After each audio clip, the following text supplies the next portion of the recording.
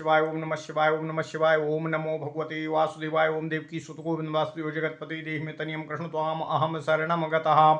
अथ श्री ब्रह्म वैवर्त पुराण चतुर्थ श्री कृष्ण जन्म खंड 10वां अध्याय पूतना के मोक्ष का वर्णन। ओम नमः शिवाय ओम नमः शिवाय ओम नमः शिवाय ओम नमो भगवते वासुदेवाय ओम देवकी सुत गोविंद वासुदेव जगतपति देहि में तनियम कृष्ण त्वाम अहम शरणम गतः। नारायण उवाच अथ कंसः सभा मध्ये स्वर्ण सिंहासनस्थितः शुश्राव वाचम गमने सूनृतां शरीरिणीम्। किं करोषि महामूढो चिन्तां स्वाश्रेयसः कुरु जातः कालो धरण्यां ते तिष्ठोपाये नराधिपः। नन्दाय तनयं दत्त्वा वसुदेवास्तवान्तकम् कन्यामादाय तुभ्यं च दत्त्वा सम्मायया स्थितः। मायांसा कन्यकेयं च वासुदेवः स्वयं हरिः तव हन्ता गोकुले च वर्धते नन्दमन्दिरे। देवक्याः सप्तमो गर्भो वर्धते नन्दमन्दिरे। देवक्याः सप्तमो गर्भो न शुश्रावामृतं सुतम्। स्थापयामास माया तं रोहिणी जठरे किल तत्र जातश्च शेषांशो बलदेवो महाबलः। गोकुले तौ च वर्धेते कालौ ते नन्दमन्दिरे। श्रुत्वेति वचनं राजा बभूवानम्रकन्धरा। चिन्तामेवाप सहसा तत्याज सारमुन्मुना। चिन्तामवाप सहसा तत्याजाहार मुनिमुना। पूतनां च समानीय प्राणेभ्यः प्रेयसीं सतीम्। उवाच भगिनीं राजा सभा मध्ये च नीतवितो। कंसुवाच पूतने गोकुलं गच्छ कार्यार्थं नन्दमन्दिरम्। ओम नमः शिवाय ओम नमः शिवाय ओम नमो भगवते वासुदेवाय ओम देवकी सुत गोविंद वासुदेव जगतपते देहि में तनियम कृष्ण त्वाम अहम शरणम गतः। विषाक्तं च स्तनं कृत्वा शिव विषाक्तं च स्तनं कृत्वा शिव से विषाक्तं च स्तनं कृत्वा शिशवे देहि सत्वरम्। अत्वं मनो यामिनी वत्से शास्त्र विशारदः। माया मानुष रूपं च विधाय ब्रजयोगिनी। दुर्वाससो महामन्त्रं प्राप्य सर्वत्र गामिनी। माया मानुष रूपं च विधाय ब्रजयोगिनी। दुर्वाससो महामन्त्रं प्राप्य सर्वत्र गामिनी। सर्वरूपं विधातुं त्वं शक्तासि सुप्रतिष्ठिते। इत्युक्त्वा तां महाराजस्तस्थौ संसदि नारदो। जगाम पूतना कंसं प्रणम्य कामचारिणी। तप्त कांचन वर्णाभा नानालंकार भूषिता। बिभ्रती कबरी भारम मालती माल्य संयुतम। कस्तूरी बिंदुना युक्तम सिंदूरम दधती मुदा। मंजीर रसनाभ्याम च कल शब्दं प्रकुर्वती। संप्राप्य गोष्ठं दुर्दर्शं नंदालय मनोरमम्। परिखाभिर्गर्भीराभिर्दुर्लंघ्यभिश्च वेष्टितं रचितं प्रस्तरैर्दिव्यैर्निर्मितं विश्वकर्मणा। इन्द्रनीलैर्मरकतैः पद्मरागैश्च भूषितं। सुवर्णकलशैर्दिव्यैश्चित्रितैः शेखरोज्ज्वलैः। प्राकारैः गगन स्पर्शैश्चतुर्द्वार समन्वितैः। युक्तलोह कपाटैश्च द्वारपाल समन्वितैः। वेष्टितं सुन्दरं रम्यं सुन्दरी गणवेष्टितं। मुक्ता माणिक्यपरशैः पूर्णरत्नादिभिर्धनैः। स्वर्णपात्रो घटाकीर्णं गवाम कोटिभिरन्वितम् अभरणीय किङ्किरैश्च गोपलक्षै समन्वितम् दासीनां च सहस्रैश्च कर्मव्यग्रै समन्वितं प्रविवेशाश्रमं साध्वी सस्मिता सुमनोहरा दृष्ट्वा तां प्रविशन्ति च गोप्यो दृष्ट्वानुमेनिरे किं वा पद्मालया दुर्गा कृष्णं द्रष्टुं समागता प्रणेमुर्गोपिका गोपाः पप्रचुः कुशलं चाताम् ददौ सिंहासनं पद्यं वासयामास तत्र वै पप्रच्छ कुशलं सा च गोपानां बालकस्य च उवास सस्मिता साध्वी पाद्यं जग्राह सादरम् तमूचुर्गोपिका सर्वा का त्वमीश्वरी साम्प्रतम् अवासस्ते कुत्र किं नाम किं वात्र कर्म नो वद तासां च वचनं श्रुत्वा साप्युवाच मनोहरं मधुरावासिनी गोपी साम्प्रतं विप्रकामिनी श्रुतं वाचिकवक्त्रेण तत्त्वं मङ्गलसूचकं बभूव स्थविरे काले नन्दपुत्रो महानिति श्रुत्वा गताहं तं द्रष्टुमासि संकार्तमीप्सितम् अपुत्रमानयतं दृष्ट्वा यामि कृत्वा तमाशिषम्। ओम नमः शिवाय, ओम नमः शिवाय, ओम नमो भगवते वासुदेवाय, ओम देवकी सुत गोविंद वासुदेव जगतपते देहि मे तन्यम कृष्ण त्वाम अहम शरणम गतः।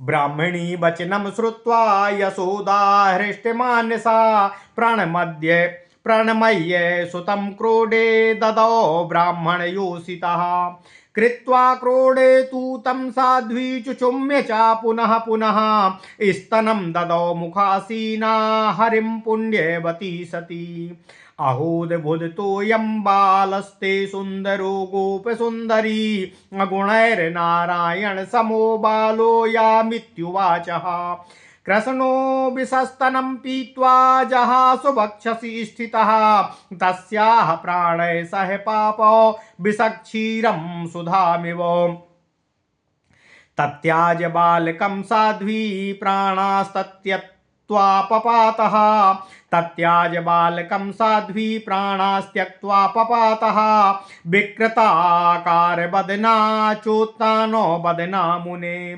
स्थूल देहं परित्यज्य सूक्ष्म देहं विवेश सा आरुरोहं रथं शीघ्रं रत्नसारो विनिर्मितं पार्षद प्रवरैर्दिव्यैर्वेष्टितं सुमनोहरं श्वेत चामर लक्षेण शोभितं लक्ष्य दर्पणै बहिनी शौचेन वस्त्रेण सूक्ष्मेण भूषितं वरं नानाचित्र विचित्रैश्च सद्रत्न कलशैर्युतं सुन्दरं शतचक्रं च ज्वलितं रत्नतेजसा पार्षदस्तां रथे कृत्वा जगमुर्गोलोकमुत्तमं दृष्ट्वा तमद्भुतं लोका गोपिकाश्चाति विस्मिता कंसः श्रुत्वा च तत्सर्वं विस्मितश्च बभूवः यशोदा बालकं नीत्वा क्रोडे कृत्वा स्तनं ददौ मङ्गलं कारयामास विप्रद्वारा शिशुर्मुने सा वा राक्षसी रूपा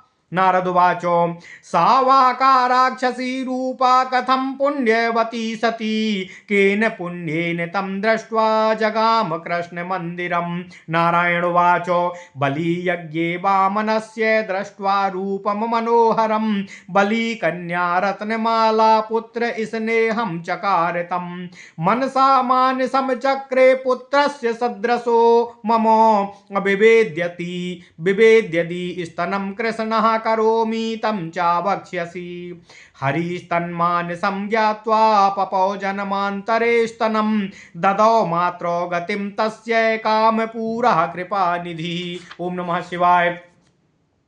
दत्वा बेशस्तनं कृष्णं पूतना राक्षसी मुने अभक्त्या मातृगतिं प्रापो कं भजामो विना हरिम् इत्येव कथितं विप्रो श्रीकृष्ण गुणकीर्तनं पदे पदे सुमधुरं प्रवरं कथयामि ते। ओम नमः शिवाय, ओम नमः शिवाय, ओम नमः शिवाय। ओम नमो भगवते वासुदेवाय। ओम देवकी सुत गोविंद वासुदेव जगतपते देहि मे तनियम कृष्ण त्वाम अहम शरणम गतः। अथ श्री ब्रह्म वैवर्त पुराण चतुर्थ श्री कृष्ण जन्म खंड 10वां अध्याय पूतना के मोक्ष का वर्णन। ओम नमः शिवाय। ओम नमः शिवाय। ओम नमः शिवाय। ओम नमो भगवते वासुदेवाय। ओम देवकी सुत गोविंद वासुदेव जगतपते देहि मे तनियम कृष्ण त्वाम अहम शरणम गतः। नारायण ऋषि कहते हैं, हे नारद, जब कंस अपनी सभा के स्वर्ण सिंहासन पर सुख से बैठा करता था, एक दिन उसने देववाणी को सुना कि हे मूढ़ नराधिप, क्या कर रहे हो? अब अपने मंगल की चिंता करो, तुम्हारा विनाशक धरणी पर जन्म ले चुका है। वसुदेव ने दैव माया बल द्वारा तुम्हारे विनाशक अपना पुत्र नंद को दे दिया है तथा उसकी कन्या को लाकर तुमको प्रदान किया था। वह कन्या स्वयं माया है। वसुदेव के पुत्र स्वयं हरि तुम्हारा वध करने वाले हैं। वे गोकुल धाम में नंद भवन में बढ़ रहे हैं। देवकी के सप्तम गर्भ का जन्म नहीं हुआ, वह नष्ट हो गया। यह मिथ्या संवाद तुमको सुनाया गया था। महामाया ने तो उसे रोहिणी के उदर में स्थापित कर दिया था। रोहिणी के उस गर्भ से शेष देव के अंश महाबली बलभद्र उत्पन्न हो चुके हैं। कृष्ण और बलराम तुम्हारे काल हैं। वे दोनों नंदगृह में पल रहे हैं। यह सुनकर राजा के कंधे झुक गए। वह अनमना सा हो गया तथा भोजन का त्याग कर दिया। उस नीतिज्ञ राजा कंस ने अपने प्राणों से भी प्रिय अपनी बहन सूती पूतना को बुलाया तथा वह सभा में उससे कहने लगा। ओम नमः शिवाय। कंस पूतना से कहता है, हे पूतना, तुम एक कार्य हेतु गोकुल स्थित नंदराज के घर में जाओ। वहां पहुंचकर अपने स्तनों में विष लगाकर उसे शिशु के मुख में शीघ्र ही पिला देना। हे पुत्री, हे भार्या, तुम मन की गति से जाने वाली तथा माया शास्त्र में निपुण हो। हे योगिनी, तुम अपनी माया से मनुष्य रूप धारण करके वहां जाओ। तुमने दुर्वासा से महामंत्र प्राप्त किया है, अतः तुम सब जगह जाने में समर्थ हो। तुम नाना प्रकार का रूप धारण करने में समर्थ हो। हे नारद, नारायण ऋषि कहते हैं, कंस के यह कहने पर पूतना ने उसे प्रणाम करके वहां से प्रस्थान किया। अपनी इच्छा से सर्वत्र विचरण करने में समर्थशाली तथा इच्छा अनुरूप वेश धारण करने में समर्थ पूतना ने तप्त स्वर्ण के समान प्रभावान तथा नाना प्रकार के अलंकारों को धारण कर विभिन्न सुंदर रूप धारण किया। उसके केश पास मालती माला से युक्त थे। उसके ललाट पर कस्तूरी की बिंदी सहित सिंदूर की बिंदी लगी हुई थी। उसके पायल तथा करधनी में लगी किंकणियों अर्थात छोटी छोटी घंटियां मनोहर शब्द गुंजायमान कर रही थीं तथा सभी दिशाओं को मुखरित कर रही थीं। कुछ दूर चलकर पूतना गोष्ठ में पहुंची। वहां से उसने दुर्लक्ष्य, जिसे लांघा नहीं जा सकता, ऐसी गहरी नदी और पानी भरी खाइयों से घिरा विश्वकर्मा द्वारा दिव्य पत्थरों से निर्मित नंद भवन को देखा। हे नारद, नारायण ऋषि कहते हैं, नंद भवन इंद्रनील, मरकत, पद्मराग प्रभृति से भूषित दिव्य स्वर्ण कलश से के समूह से युक्त था। उसका शिखर प्रदेश इन कलशों से सुशोभित तथा चित्रित था। वह भवन ऊंची दीवारों से घिरा तथा चार द्वारों वाला था। ये द्वार लौह के कपाट वाले थे तथा द्वारपालों से रक्षित थे। यह नगरी रमणीय सुंदरी स्त्रियों से शोभायमान थी। वह अपनी रमणीयता का इस प्रकार से विस्तार करने वाले थे। यह नंद भवन नाना मुक्ता, माणिक्य, स्पर्शमणि, धन, रत्न, स्वर्ण पात्र, स्वर्ण घट तथा कोटि कोटि दुग्धवती गयुओं से परिपूर्ण था। वहां नंद द्वारा परिपालित लाखों गोप किंकर थे तथा अपने अपने कार्य में तत्पर हजार दासियों का समूह भी वहां विद्यमान था। ऐसे नंदगृह में वह सती मनोहर वेशधारी पूतना मंद मंद मुस्कुराती हुई प्रविष्ट हो गई। गोपियों ने जब पूतना को वहां आते देखा तब उन्होंने विचार किया कि यहाँ लक्ष्मी या दुर्गा बालक कृष्ण का दर्शन करने के लिए स्वयं नंद भवन में आई हैं। इसके पश्चात वहां उपस्थित गोपी गणों ने तथा गोपों ने उसे प्रणाम करने के उपरांत उससे कुशल प्रश्न पूछा, उसे पाद्यादि अर्पित करके बैठने हेतु उचित आसन भी प्रदान किया। तब सती पूतना ने भी वहां स्थित गोपगणों एवं बालकों का हाल कुशल पूछा तथा सादर पाद्यादि जल ग्रहण करके मुस्कुराते हुए आसन में आसीन हो गईं। इसके बाद गोपियों ने पूतना से पूछा, हे ईश्वरी देवी, आप कौन हैं? आपका निवास कहाँ है? आपका नाम क्या है? आप यहाँ क्यों आई हैं? कृपा पूर्वक सब कुछ विस्तार से कहने की कृपा करें। गोपी गणों का कथन सुनकर पूतना ने मधुर वाणी में उत्तर देते हुए कहा, हे गोपियों, मैं मथुरा निवासी ब्राह्मण की भार्या हूँ। दीर्घकाल में नंदराज को एक उत्तम संतान की प्राप्ति का मंगल समाचार सुनकर मैं पुत्र को आशीर्वाद प्रदान करने यहाँ आ गई हूँ। तुम लोग उस पुत्र को मेरे पास लाओ, मैं उसे देखकर आशीर्वाद प्रदान करके अपने वास स्थान को लौट जाऊंगी। ब्राह्मणी का कथन सुनकर यशोदा अति प्रसन्न हो गईं। उसने प्रसन्न होकर उस ब्राह्मणी को प्रणाम करके अपना पुत्र उनकी गोद में दे दिया। पुण्यात्मा साध्वी पूतना ने उस पुत्र को गोद में लेकर उसका चुंबन बार बार किया तथा सुखपूर्वक बैठी पूतना ने अपना स्तन भगवान श्री हरि कृष्ण के मुख में देकर कहा, हे गोप सुंदरी यशोदा, तुम्हारा पुत्र तो अद्भुत है। यह तो गुण में नारायण के समान लग रहा है। उधर शिशु श्री कृष्ण ने उस पूतना के विषलिप्त स्तन को अमृत जैसे पान किया। भगवान श्री कृष्ण ने उसके प्राणों के साथ स्तन भी पी लिया तथा उसके वक्ष स्थल पर बैठकर हंसने लगे। उन साध्वी पूतना ने अपने प्राणों के साथ साथ भगवान श्री कृष्ण को भी छोड़ दिया। मृत्यु काल में उसका माया निर्मित मनोहर रूप लुप्त हो गया तथा वह विकटाकृति विकराल मुख वाली राक्षसी जैसे दिखने लगी। वह ऊर्ध्वमुख किए धरती पर गिरी पड़ी थी। पूतना ने अपने स्थूल देह का त्याग हो जाने पर सूक्ष्म देह में प्रवेश किया तथा रत्नसार निर्मित दिव्य रथ पर बैठ गई। वह दिव्य रथ श्रेष्ठ पार्षदों से घिरा हुआ मनोहर था। उस पर लाखों श्वेत चमर एवं दर्पण शोभायमान हो रहे थे। वह अग्निशुद्ध पवित्र वस्त्रों से युक्त था। उसमें नाना प्रकार के चित्र समूह तथा रत्न कमल सजे हुए थे जो उसकी शोभा को बढ़ा रहे थे।